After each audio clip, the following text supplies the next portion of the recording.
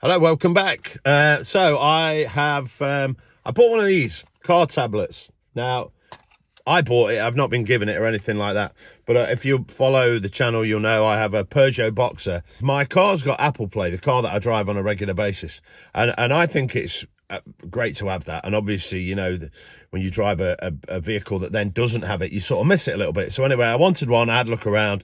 I don't know if you've known, they've been all over social media anyway, so I just thought, right, I'll get one. I'll stick it on somewhere. I'll maybe attach it to the windscreen or use one of the mounts that they give you. But I wanted it to look as good as I could possibly make it, appreciating that, you know, that it will always sort of look like it's being stuck on in one way or another. Doesn't mean you can't put a bit of effort into it. On the Peugeot, it has this kind of pop-up thing, which I've never really used. It's this for those who aren't familiar with the Peugeot. It's this bit, and I just thought I don't use that, so I'm going to try and mount the CarTablet on here, on the top of this, to get this off. And if anyone's thinking, how are you going to do it, what if you do it wrong, I've got a friend who swapped this for a tray. So I've got a spare one of these if it doesn't work, and I can swap it back. Always plan for the worst eventuality anyway. This is where the radio is. So you have to take the radio out to then take this out, which is as far as I've got.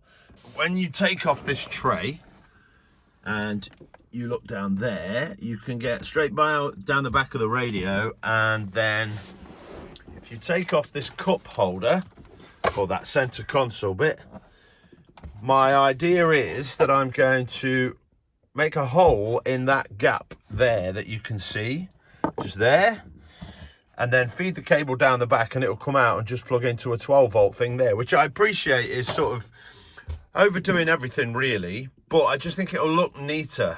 And the reason I don't want to take out the original stereo and just replace it and put in one of the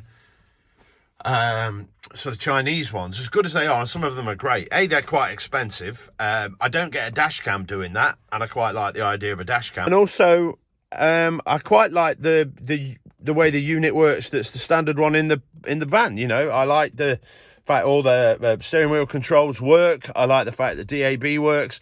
And sadly, a lot of the reviews I've seen of the great standalone Chinese stereos is that the DAB can be a little bit sketchy, and I quite like the fact that DAB works in this, so I'm just trying to find a way of doing all of that. There we go, hole there, just drilled it, drilled it in that corner there, and the thing is, you won't see it, and the plastic's not brittle. It didn't just shatter into a million pieces. It's actually quite nice, but it's also left a very nice sort of rounded edge around that hole, so I've got no need to be concerned about things like cables getting scraped and scratched and, you know, caught as they do. So the 12-volt is now fed up through there. That's here. That center console, literally the easiest thing ever to take out. That screw in the bottom there that you can see in the center of the two cup holders. The little plastic rubber trims have all got to go back in there. And then there are just the two screws here, one there, one there. This is where it's going to go. I'm going to fix it onto this. This is the bit that ordinarily would pop up. The cables will then go straight up the back. You won't see any cables. I'm only doing it, and there will be lots of people who go, what a faff for very little. I just don't really want to see lots of cables. It's as simple as that. I don't use this pop-up thing, which if you've got a Peugeot, a Fiat, or a Citroen, you'll know is there. Don't ever use it. So I'm going to use that to mount that on. And so far, so good, I think, anyway. This is what I've got. I have mounted the thing there. I've just put that grommet in for now, just because the cable's going to go through it, and to be honest, it just looks a little bit neater. That will then go back on there. What you have to do with this, just in case you're wondering, you have to, because it's all springs and these little metal pins here, you just slide the metal pin out of that top bit. You know what you could do with more hands? Right, so the metal pin is this, and it just slides out, which means then you can fold this bit down so that you can get in to drill holes that you need to drill. If you use a CarTablet mount, I just thought it looked a bit neater like that, that was all. And then I've just screwed up through the bottom into the mount, that hole just there.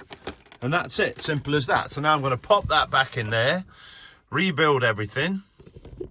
We'll see what happens.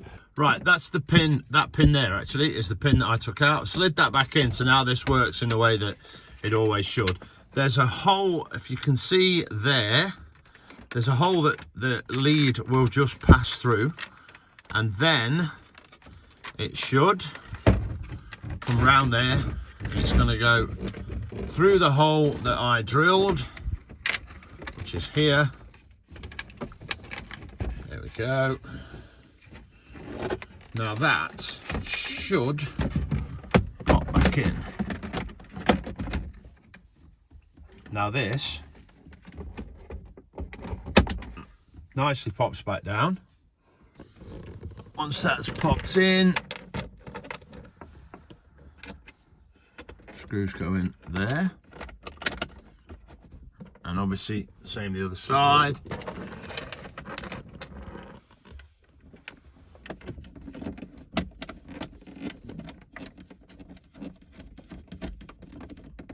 And the other two are under here, so I'll pop those back in. Right, next, this frame needs to go back in for the radio. Quite simple, but what I would say is, if you're anything like me and you've got big hands, pull the wires through first, because if you don't, you can't get your hands in and you'll cut yourself to bits on the little shards of metal.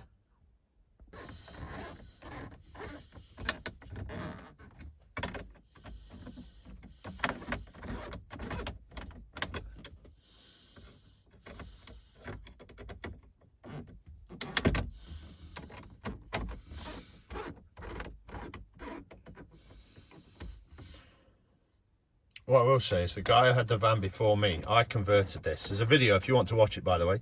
There's a tour of the van, there's a few bits and bobs, there's an explanation why there isn't a full build video, sadly, but the guy who had it as a van before me liked to coat everything in that silicone that they put on dashboards, so I'm still fighting against it now, but I'm getting there.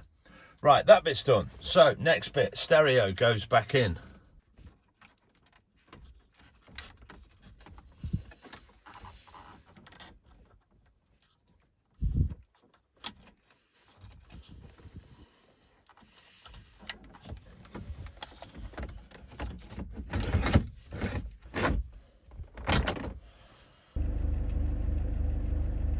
In place.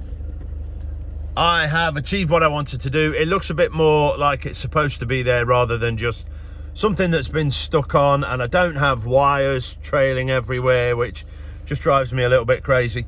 So yeah, job done. If it's been some use to you, then that's great. Thank you for watching. Feel free to like, feel free to comment. Also, feel free to subscribe as well. There's lots of videos on here about this particular van build. It was supposed to be a full van build, but it wasn't the way it panned out. Anyway, there is a tour on there if you're building a van and you want to have a look at kind of for ideas or ways of getting over things. Thank you for watching this. I think this looks all right. And as far as a bit of kit itself, the webcam's quite nice. I've got the bonnet up at the minute, obviously, so you can't see anything, but it is quite good. And for 75 quid or whatever it was, can't really complain. But anyway, thank you for watching the video, and I hope it's been some use. Catch you on the next one.